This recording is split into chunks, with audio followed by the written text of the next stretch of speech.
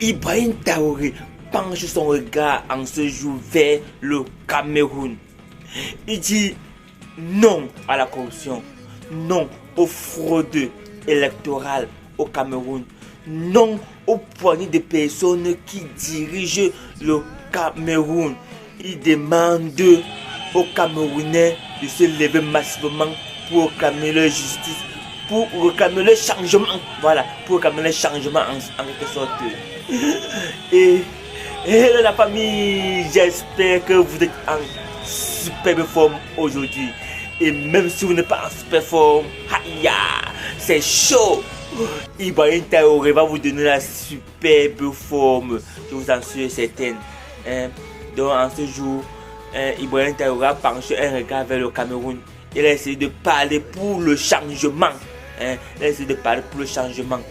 Écoutons en quelques justes mots la voix d'Ibrahim Traoré, le président du Burkina Faso. Frères et sœurs du Cameroun, peuple digne d'Afrique, peuple de montagnes, des forêts et des fleuves. En ce moment crucial de votre histoire, alors que le Cameroun s'apprête à choisir la voie de son avenir, je m'adresse à vous, non pas en dirigeant d'un autre pays, mais un frère africain, un fils du continent qui partage vos douleurs, vos espoirs, vos luttes. L'heure n'est pas à la peur, l'heure n'est pas à la division, l'heure est à la conscience patriotique. L'heure est venue pour le peuple camerounais de reprendre en main le destin de sa nation. Trop longtemps, nos peuples ont vu leurs voix confisquées, leurs choix manipulés, leurs espoirs enterrés sous le calcul d'intérêts étrangers.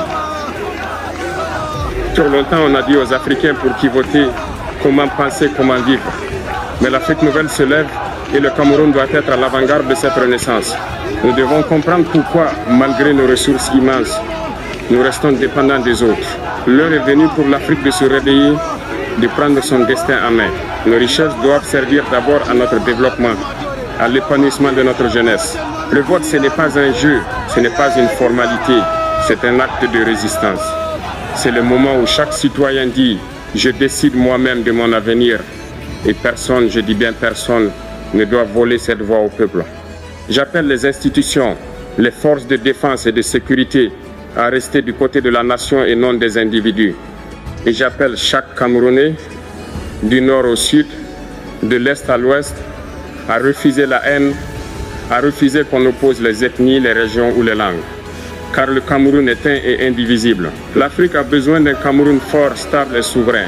Un Cameroun où la jeunesse ne fuit plus, où les anciens conseillent avec sagesse, où les dirigeants écoutent avec humilité. Un Cameroun qui, demain, marchera aux côtés du Burkina, du Mali, du Niger, du Congo, du Sénégal, de toute l'Afrique libre.